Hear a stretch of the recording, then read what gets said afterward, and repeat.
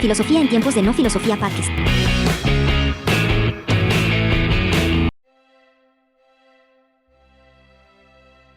Filosofía en tiempos de no filosofía, y hoy quiero hablarles sobre las reflexiones de la filosofía islámica. Hoy es un tema muy interesante porque vamos a discutir cómo Avicena y Averroes influyeron en la Edad Media y a nivel contemporáneo, cómo se siguen tratando sus ideas. Ambos han jugado un papel crucial en la transmisión y el desarrollo del conocimiento griego clásico, especialmente en el de Aristóteles. San Aristóteles, como también se le conoce, porque ha escrito y ha sistematizado todo el conocimiento de los antiguos griegos durante cientos de años y fue tomado como una referencia para la ciencia, para la filosofía, para la psicología, para la ética y para la mayor parte de las ciencias, los conocimientos de Aristóteles. En este sentido, quisiera hablar donde podamos interconectar más aún, ¿no? Puede usted comentar, em, seguramente lo va a ver en el futuro y eso hace que se pierda el contacto directo, pero ahora quiero invitarle a que comente sobre qué le pareció el episodio anterior y este episodio en los comentarios, así sea de acá de mucho tiempo. Pensadores como Tomás de Aquino o Alberto de Brescia, incluso Marsilio Fixio, renacentistas ya, se vieron fuertemente influenciados por las ideas de Avicena y Averroes, porque su concepción de Dios, el alma y el mundo influyó tanto en el pensamiento islámico como cristiano. Al establecer una visión más sistemática y racional del universo, fue importante el impacto de Avicena en la filosofía. Por otro lado, Averroes fue crucial para el pensamiento lógico y científico también. Este pensamiento científico se separó de la teología porque Averroes separó las esferas de lo racional y lo espiritual, lo religioso. Y en ese sentido, en la esfera de lo racional, todo se quería explicar de forma observable, experimentable, y eso hizo que se creara una corriente como este movimiento cientificista, positivista, y hace que sea independiente y sea predominante en el mundo actual. Sus comentarios a Aristóteles también fueron leídos y estudiados por filósofos europeos, y su defensa de la razón tuvo repercusiones en el desarrollo del pensamiento secular. Ese pensamiento secular, recordemos que se peleaba el poder secular con el poder papal. El poder secular corresponde a los reyes, a las monarquías, y el poder papal corresponde a la iglesia. Y en este caso, antes la iglesia era la que predominaba, que se hacía y que no se hacía y cómo se hacía. Y con el pensamiento secular ya se distanció lo racional y lo teológico y se dio más libertad, o se hizo más libre la autonomía del poder secular. Y eso hace que tengamos nosotros que pensar cómo hubiese sido nuestra vida sin el poder de la iglesia o sin el poder secular, de forma libre y, eh, y desenvuelta, ¿no? Si hubiésemos estado en un poder papal, ¿cómo hubiese sido el futuro? Esto en la contrahistoria se toca mucho, en las historias alternativas, donde se revisan estos episodios, estos finales alternativos, esta historia contrahistoria. Sin embargo, hay algo mucho más fundamental, que este pensamiento secular y el pensamiento papal, cuando se separaron, también se separaron el rey del pueblo y se creó la democracia como forma de vida, como forma de gobierno. Y cortaron la cabeza al rey en Francia, y eso tuvo repercusiones a nivel mundial para que el pueblo sea el que domine. Y más adelante esto se lleva a las burguesías. Ahora no existen reyes, pero existen multimillonarios que utilizan la constitución a su ventaja, lo que los, por así decirlo, entre comillas, se les denomina reyes en este mundo alternativo. Estos reyes modernos son los dueños de las multinacionales, los dueños de las compañías más grandes, y que luego están asociadas a países y esos países tienen su propia expansión, tienen sus propias visiones sobre el futuro y ahí vemos a China, ¿no? China tuvo este pensamiento más tecnológico y en los últimos 15, 20 años desarrolló energía sostenible, los carros eléctricos y hoy es la primera potencia en tener el 100% de carros eléctricos en su país, el 90, el 100%, pero en el futuro va a ser todo a nivel eléctrico y esto va a modificar el mundo dado que las petroleras ya no van a ser útiles y el litio va a estar en auge y se van a crear otras formas de energía sostenible, ¿no? Hasta el punto en que uno van a desarrollar las energías nucleares, pero a nivel controlado y en ese control seguramente va a haber otros problemas éticos y también va a haber otros problemas a nivel geográfico, geológico, donde se va a construir mucha contaminación, se van a generar mucha contaminación a nivel a nivel de gases, a nivel de aguas, a nivel de líquidos, a nivel de ambiental, a nivel de nubes, a nivel de lluvias y demás.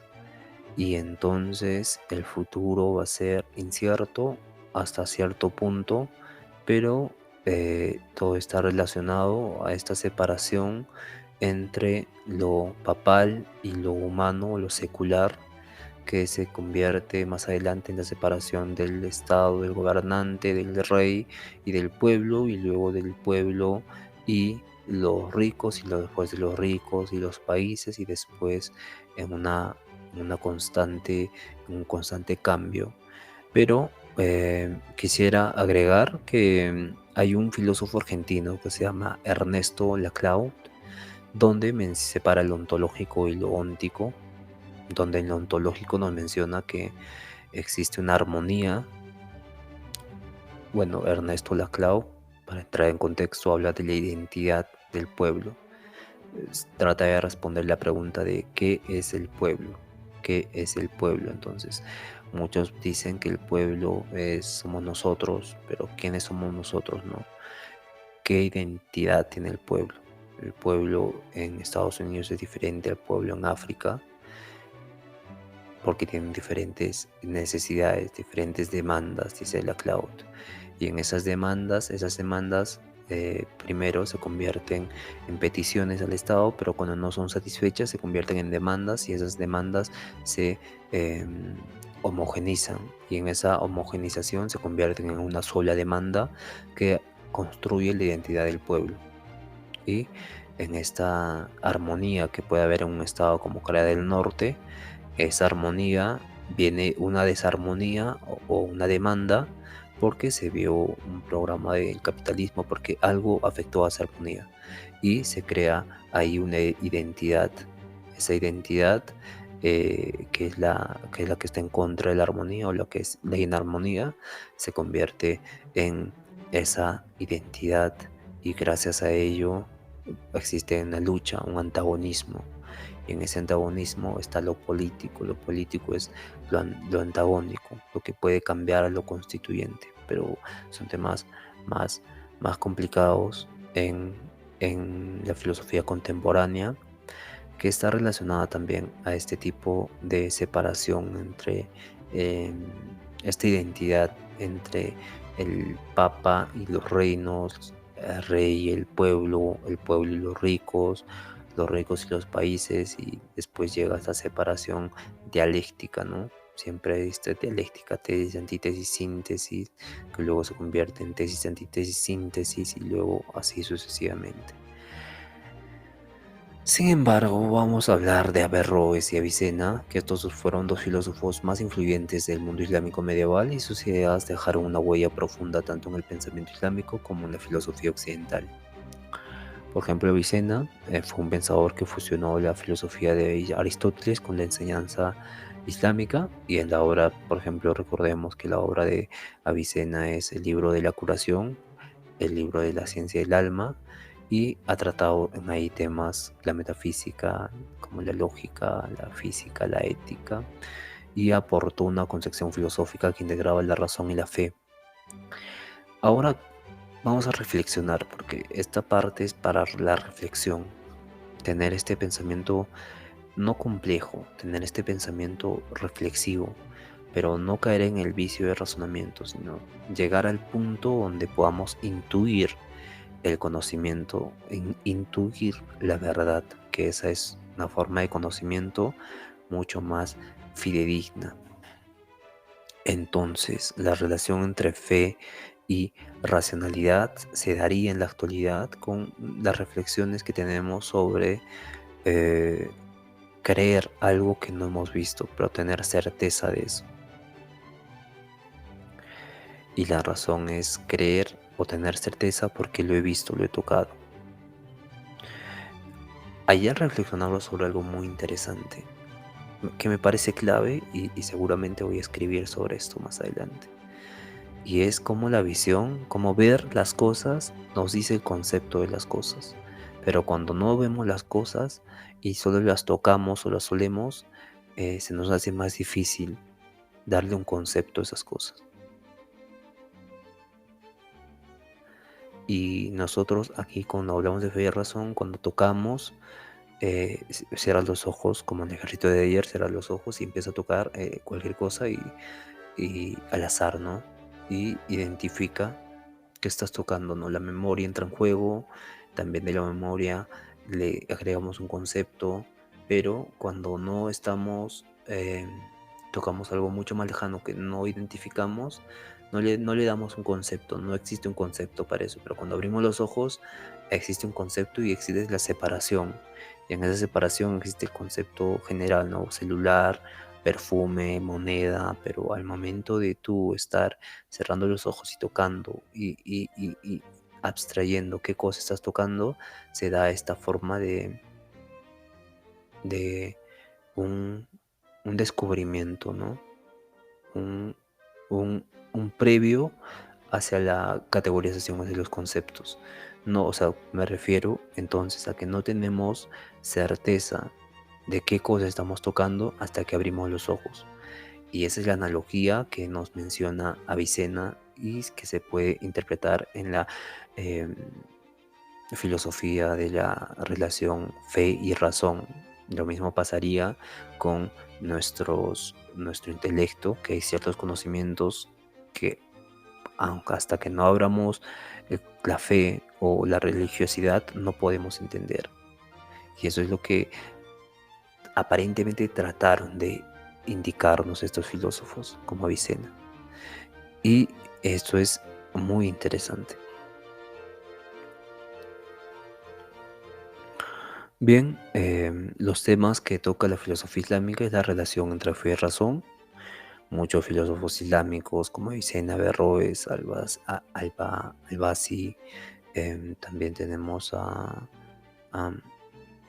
Al-Rimi y Al-Rimi, y hay un filósofo muy interesante también, Al-Ghazi, perdón, Al-Ghazi, donde él era un místico, ¿no? Pero trataron de reconciliar la razón con la religiosidad o la teología, y eso hizo que se creara un nuevo sistema de pensamiento eh, que combinara ambos y explicara la teología y las creencias religiosas a nivel lógico. También la existencia de Dios es muy importante, donde muchos pensadores islámicos discutieron sobre la naturaleza de Dios, su unidad y su relación con el universo. Por ejemplo, la cuestión de cómo fue creado el universo es un papel importante para entender al mundo, al origen del mundo. Y estas preguntas que se hacían los antiguos pensadores y los antiguos hombres sobre qué cosa ha creado el mundo, por qué estoy aquí, preguntas sobre la vida, preguntas sobre el ser, si no son respondidas, se convierten en un vacío. en un vacío existencial, y ese vacío existencial se convierte luego en una apatía a la vida, en una incertidumbre. Y en esa incertidumbre uno se deja llevar por los placeres del mundo. Y eso es lo que la filosofía debe luchar a que no se caiga en eso. Pero eso solo se da cuando nosotros hacemos este tipo de filosofías como las de los antiguos hombres, como Avicenna y Averroes, que explicaron de forma racional el mundo. Y una vez explicado el mundo, el hombre puede actuar de forma más consciente y puede actuar para su autorrealización o su perfeccionismo o la condición ética que se le ha impuesto por la enseñanza. Y aparte de eso puede influir en la política, que la política hace que todos los ideales sean correctos y desarrollados en algún punto, como el socialismo, como el liberalismo con Javier Milei y demás temas que son realmente interesantes. Por ejemplo, hay, como mencioné, Al-Ghazali, este filósofo y crítico de los racionalistas islámicos, defendió a la razón, a la fe, perdón, con toda su alma. Después tenemos al Farabi, al Kindi, que son filósofos conocidos y populares del mundo árabe. Ahora vamos a pasar por preguntas. Muchas de las preguntas que se pueden hacer ahora es: ¿la filosofía islámica es solo teológica? Y la respuesta es que no.